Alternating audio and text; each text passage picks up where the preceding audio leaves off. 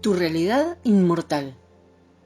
Este libro está dedicado con amor y respeto a todos aquellos que aman un curso de milagros o que están a punto de descubrirlo por sí mismos. ¿Quién es el tú que vive en este mundo? El espíritu es inmortal y la inmortalidad es un estado permanente, un curso de milagros. Introducción. Aquellos de vosotros que no habéis leído mi primer libro, La desaparición del universo, sin duda arderéis en el infierno. Es broma. Sin embargo, la lectura de ese libro, publicado en 2005, hará que tu realidad inmortal sea aún más significativa para ti, puesto que es la continuación de aquel trabajo inicial. Si hay una diferencia entre ambos, es que este libro tiene un estilo más libre, menos lineal y salta todavía más de un tema a otro. Este es un modo de ayudar a generalizar las ideas a todos los aspectos de la vida del lector, al tiempo que se mantiene un enfoque sin concesiones en una disciplina espiritual radical, pero totalmente consciente que si se utiliza, produce resultados prácticos inmediatos, llevando finalmente a la iluminación y al final del ciclo de reencarnaciones. Como el final de las reencarnaciones es el final del cuerpo, debe resaltarse desde el principio que lo que realmente es decir, tu realidad inmortal, no tiene absolutamente nada que ver con el cuerpo o con el cerebro. A medida que la raza humana se expone a nuevas ideas, se hace cada vez más patente que las enseñanzas dadas por los maestros de estos libros son y continuarán siendo demostradas científicamente, y se verá que las viejas ideas están anticuadas. Teniendo en cuenta las innovaciones que se están produciendo en la física cuántica y en la psicología moderna, estamos aprendiendo que la separación no existe como tal, ni siquiera a nivel del mundo, excepto como una idea en la mente. El destronamiento de las antiguas ideas produce una tremenda resistencia, porque a medida que nos acercamos a los rincones ocultos de la mente, nuestras identidades, aparentemente separadas e individuales, se sienten amenazadas. Esto supone la muerte del ego colectivo y no es algo que vaya a producirse tranquilamente. A lo largo de los últimos 3 años he tenido el privilegio de conocer personalmente a miles de estudiantes de espiritualidad y metafísica. He llegado a entender que la gente está preparada para mucho más de lo que la mayoría de los profesores o medios de comunicación están dispuestos a darles. He sentido mucho respeto por la gente, porque está dispuesta no solo a recibir nuevas ideas, sino también a cuestionar las antiguas, entre las que se cuentan el modo en que las religiones organizadas han presentado las enseñanzas de los grandes maestros espirituales, como el Cristo y el Buda. En este espíritu, el texto siguiente relata sucesos verdaderos ocurridos entre diciembre de 2003 y septiembre de 2005. Aparte de mi narración, este libro se desarrolla en el marco de una conversación con 3 participantes: Gary, que soy yo, y 2 maestros ascendidos que se me aparecieron en carne y hueso, Arten y Pursa. Mis narraciones no llevan ninguna etiqueta identificativa, a menos que interrumpan el diálogo, en cuyo caso simplemente van precedidos por la palabra nota. Las numerosas palabras que encontrarás en cursiva indican el énfasis que los oradores dieron a sus palabras. No es absolutamente esencial creer que las apariciones de los maestros ascendidos se produjeron para derivar beneficios de la información contenida en estos capítulos. No obstante, puedo garantizar que es absolutamente improbable que un hombre de la calle como yo, sin educación superior, haya escrito esto sin la inspiración de mis profesores. En cualquier caso, dejaré que seas tú, querido lector, quien elija lo que quiera pensar sobre los orígenes del libro. He hecho todos los esfuerzos por hacerlo bien, pero no soy perfecto, y el libro tampoco lo es. No obstante, si encuentras algunos errores en los datos de estas páginas, Puedes estar seguro de que los errores son míos y no fueron cometidos por mis visitantes. Asimismo, como he mencionado anteriormente, el relato de estas conversaciones no siempre es lineal. A veces cosas que se dijeron después se incluyen en una sección anterior del libro y a veces cosas que se dijeron antes se presentan después. Este no es el típico libro espiritual. Creo que mis profesores se presentan ante mí como personas porque quieren que nuestras conversaciones sean humanas. Ese es el motivo por el que tenemos este tipo de charlas. Acabamos hablando como habla la gente. Esto puede gustarte o no. Algunas personas prefieren la espiritualidad edulcorada, pero el mundo no es un lugar edulcorado y debemos ser guiados fuera de la ilusión de tiempo y espacio desde donde queremos estar. Me he dado cuenta de que el estilo de mis profesores es un método que utilizan por una buena razón y que mi trabajo simplemente es ser yo mismo y hacer mi papel. Las referencias a un curso de milagros, incluyendo la cita introductoria de cada capítulo, se presentan en el índice al final del libro. Ofrezco mi gratitud ilimitada a la voz del curso, cuya verdadera identidad se comenta aquí. También quiero dar las gracias a mi asesor editorial, Patrick Miller, quien ha trabajado durante más de 2 décadas como periodista, revisor, corrector y editor en el campo de la espiritualidad alternativa. Fue el primero en reconocer el significado de los mensajes que transmito y es más directamente responsable de mi éxito que cualquier otra persona. Él se ha ganado no solo mi agradecimiento, sino mi respeto. También quiero dar las gracias a mi agente literaria y gran novelista, Laurie Fox. Con Laurie, en mi equipo, las cosas no podían salir mal. Hay demasiada gente a la que debería dar las gracias por ayudarme a lo largo de los últimos años. Espero que me perdonen por no incluirlos en la lista. Mis obras y mis conferencias son mi ministerio, y hay personas que han hecho importantes contribuciones a él. Nunca os olvidaré, pero quiero dar las gracias públicamente a Ray Tracy, el presidente y consejero delegado de Hay House, por invitarme a subir a bordo y hacer posible que este mensaje pueda distribuirse en todo el mundo. También quiero dar las gracias a Jill Kramer por tener el discernimiento de realizar su trabajo con destreza y al mismo tiempo mantener las palabras de mis profesores intactas. Este libro contiene muchas citas de un curso de milagros, que se anotan para ayudarte, querido lector, a estudiarlo posteriormente si así eliges hacerlo. El autor y el editor quieren expresar su agradecimiento a los miembros de la Fundación para la Paz Interior de Mill Valley, California, y la Fundación por un Curso de Milagros de Temecula, California, por sus décadas de importante trabajo que han conseguido que un curso de milagros esté a disposición del mundo. Finalmente, aunque no estoy afiliado con ellos, me gustaría aprovechar esta oportunidad para extender mi sincero agradecimiento a Gloria y Kenneth Wapnick, fundadores de la Fundación por un Curso de Milagros en Temecula, California, en cuyo trabajo se basa buena parte de este libro. Muy al principio, Arten y Pursa me animaron a hacerme alumno de los Wapnick, y este libro no puede dejar de reflejar todas mis experiencias de aprendizaje. Prólogo. En la década de 1880 había un ranchero rico que vivía en Texas.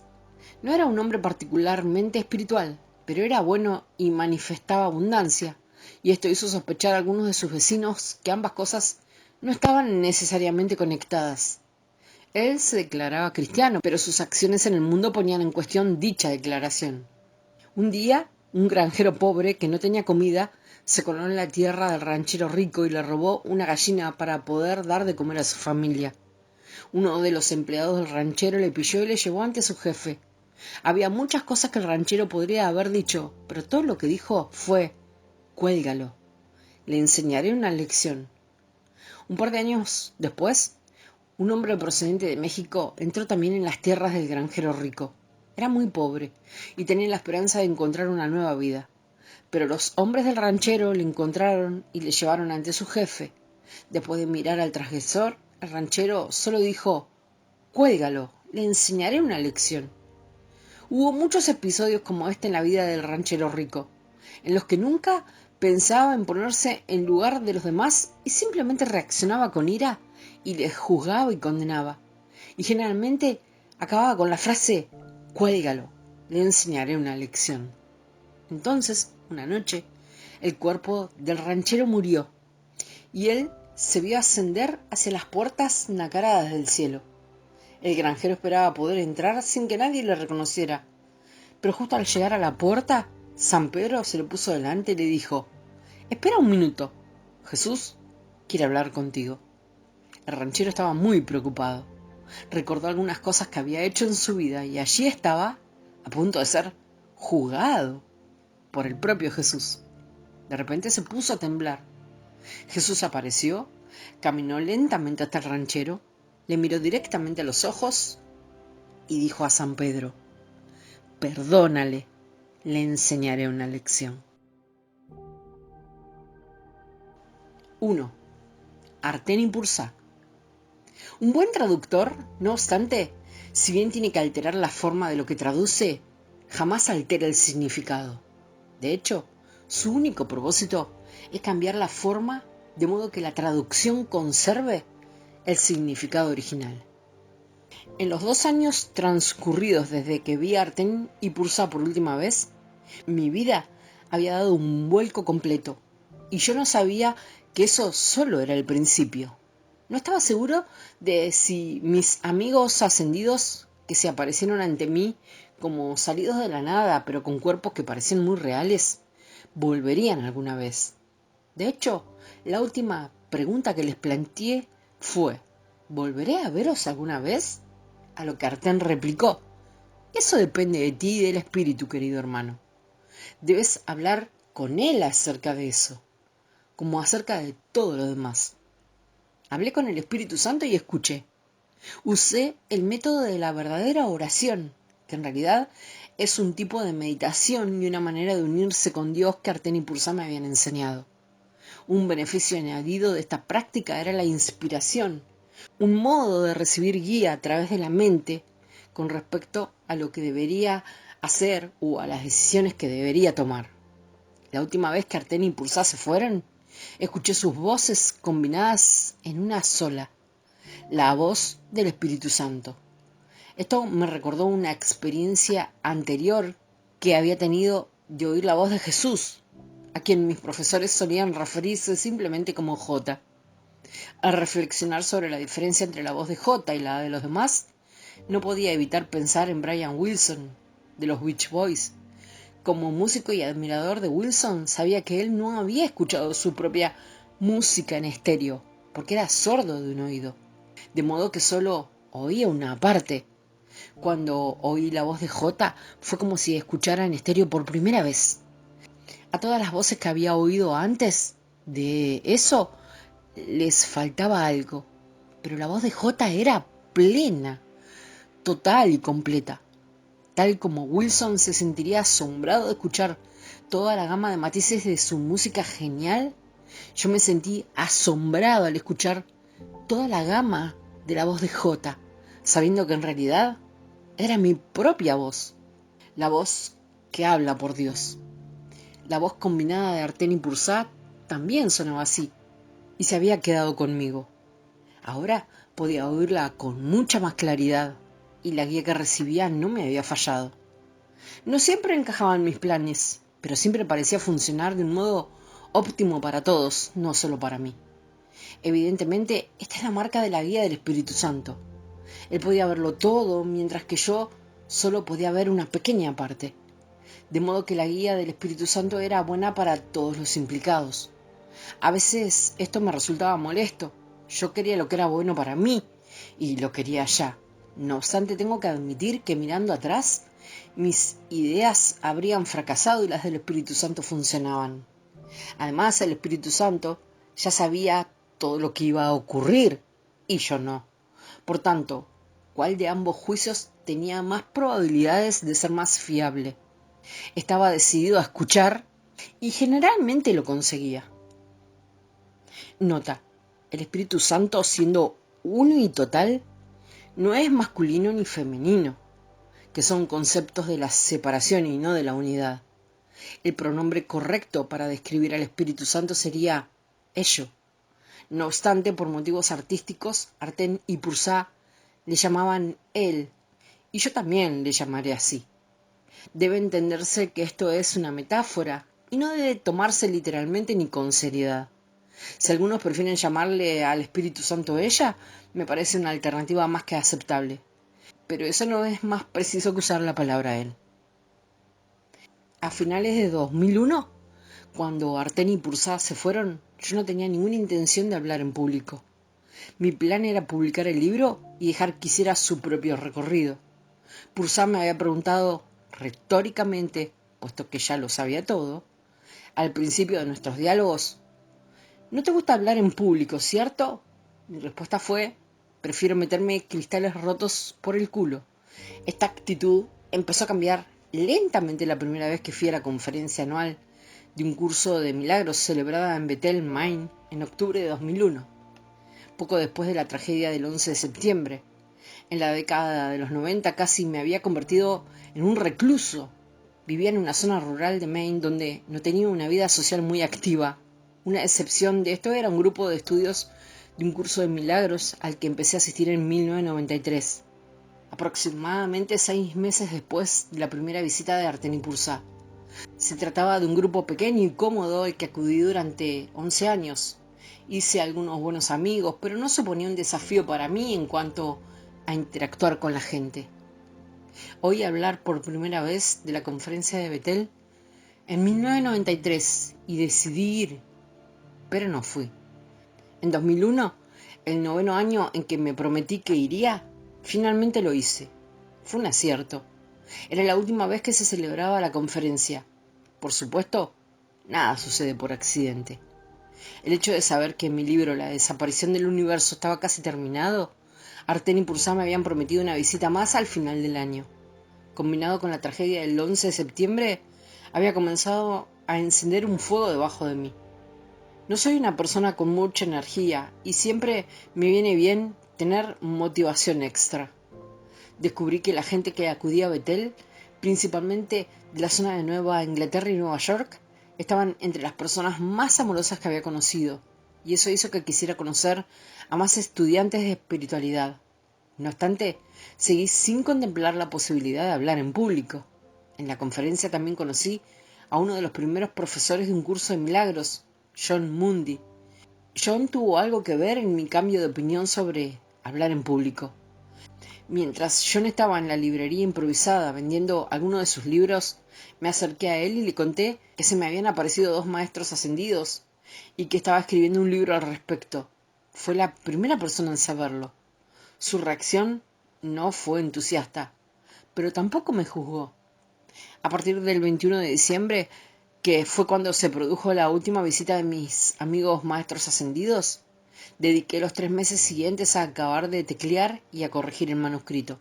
Mis profesores me habían dicho lo que tenía que hacer con él. Esta era la única información que por instrucciones suyas no se incluyó en la desaparición. Su plan no concordaba con el mío. Mi idea habría sido llevar el libro a una gran editorial de Nueva York, hacer que se vendieran 1 millón de copias en 6 meses y trasladarme a Hawái. Ellos dijeron que no, y me hicieron saber su proyecto. Yo era muy inocente y no tenía ni idea de las realidades del mundo editorial ni de las rencillas que se vivían en las familias divididas, aunque principalmente amorosas, a las que se suele denominar la comunidad del curso. La primera sorpresa agradable que se produjo como consecuencia de seguir la guía de mis visitantes fue lo fácil que resultó obtener la aprobación de la Fundación para un Curso de Milagros de usar los cientos de citas del curso que mis profesores mencionan en el libro. Habían pasado muchos años desde que un libro se le permitiera usar tantas citas del curso, y había escuchado historias de personas que habían esperado la respuesta durante un año y que al final había sido negativa. Acudí un par de veces a Nueva York para asistir a los talleres de Ken Wapnick, el amigo de la escriba del curso Helen Schuckman, que ahora era el principal profesor del curso y controlaba además sus derechos de autor. Me encontré con Ken entre sesiones, aproximadamente a él en una actitud de respeto y cooperación, tal como me habían indicado. Él respondió con bondad y gran sentido del humor. Posteriormente, en abril de 2002, envié a Ken el manuscrito para que lo repasara y aprobara las citas del curso. Tan solo un mes después, la fundación me envió una carta concediéndome el permiso para usar todas las citas. Nota: no mucho después, un juez inconformista que mostró poco respeto en público por un curso de milagros, invalidó los derechos de autor del curso basándose en el argumento dudoso y pocas veces utilizado de distribución previa. La siguiente sorpresa agradable que se produjo como consecuencia de seguir la guía de mis visitantes fue lo fácil que me resultó que se publicara el libro. Yo era un autor completamente desconocido, sin credenciales, y con una extraña historia sobre dos seres que se me habían aparecido en el sofá de mi casa. No sabía que no tenía la menor posibilidad de encontrar un editor convencional, pero sabía que me habían dicho que enviara el manuscrito a Patrick Miller, el único propietario y empleado de Fairless Book en Berkeley, California. Patrick nunca había publicado un libro de otro autor, solo los suyos. Cuando leyó el manuscrito dijo: «Creo que aquí tienes algo», y decidió hacer una excepción. En octubre llegamos a un acuerdo. La fecha oficial de publicación fue el 1 de mayo de 2003, aunque las primeras copias del libro fueron leídas por nuestros primeros 100 clientes en Internet en el mes de marzo. Aquellos primeros clientes compraron el libro basándose en algunos extractos que Patrick colgó en su sitio web. De hecho, hubo 3 libros que habían estado elaborándose durante mucho tiempo y fueron publicados aproximadamente a la vez. Más allá de la fe, el Evangelio secreto de Tomás, de Elaine Pagels, el Código da Vinci, de Dan Brown, y la desaparición del universo, al que algunos lectores empezaron a referirse inmediatamente como DU.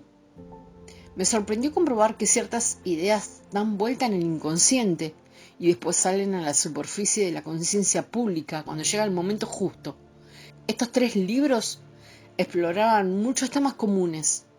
Lo que diferenciaba a DU era que contenía las enseñanzas de un curso de milagros de la que los otros libros carecían y también una importante clarificación de las mismas. Esto fue un regalo, tanto para los estudiantes a largo plazo del curso como para los principiantes que fueron introducidos a través de DU, aunque la mayoría de los principiantes probablemente no podían apreciar cuánto tiempo se ahorraban al hacerlo. Recuerdo que menos de un año después, escuchando a Doug Howe, un profesor del grupo de Edgar Cayce en Virginia Beach, contó a sus alumnos que leer DU le ahorraría 20 años de estudio del curso. Me di cuenta de que esto era verdad, y estaba claro que yo solo no podría haber conseguido un logro así. Esto me ayudó a no dejar que el éxito se me subiera a la cabeza. Si yo no era responsable de la mayoría del contenido del libro, no tenía motivos para sentirme especial.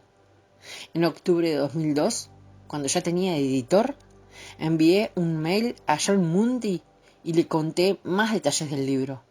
No me respondió. Me enfadé, pero le perdoné después de algún tiempo. Aunque no siempre perdonaba las cosas inmediatamente, siempre acababa perdonándolas. Fue esta cualidad de perseverancia la que me permitió continuar practicando un curso en medio de todo lo que se avecinaba. Después de la publicación del libro, en primavera de 2003, recibí una llamada telefónica. Era John Mundy. Me dijo que estaba leyendo el libro y se sentía entusiasmado. También me dijo que iba a venir a Portland, Maine, para hacer un taller en la iglesia de la Unidad y que creía que estaría bien que yo acudiera. Me dijo que no tenía que hablar, pero que me presentaría a los asistentes y le hablaría del libro. Fui, y cuando John me presentó, me puse de pie rápidamente y dije con timidez: «Hola», para volver a sentarme con la misma rapidez. Fue la primera vez que hablé en público. «¿Vas a salir ahí afuera y hablar de esto, correcto?». Yo dije que no, que pensaba que no podía hacerlo. Él añadió: «Está bien, Gary, pero si no lo haces, la gente no sabrá seguro cuál fue tu experiencia. Algunos de ellos no sabrán si esto es verdad o si inventaste algo». Eso me hizo pensar. Después, mientras seguíamos hablando, John me invitó a venir a la ciudad de Nueva York en otoño y ofreció un taller que él organizaría. Apenas podía creerlo cuando me escuché decir sí. En cuanto me fui de allí, empecé a pensar en un modo de salir de aquello.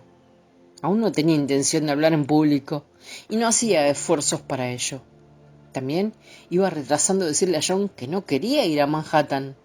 Entonces decidí abordar este problema de dejarlo todo para mañana. Ese verano recibí una llamada de una mujer de Massachusetts llamada Vicky Pop. Me dijo que iba a subir a Maine para hacer un círculo de oración en la isla Peak, cerca de la costa de la altura de Portland. Me pidió que asistiera. Aquello me pareció bien, puesto que Maine es agradable en verano, y nunca antes había viajado en ferry. Vicky llevó con ella unas 10 personas.